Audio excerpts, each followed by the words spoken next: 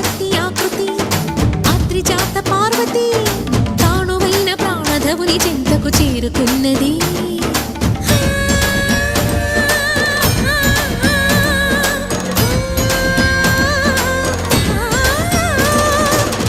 భువికి తరలించేలా ధరణి దివిని తలపించేలా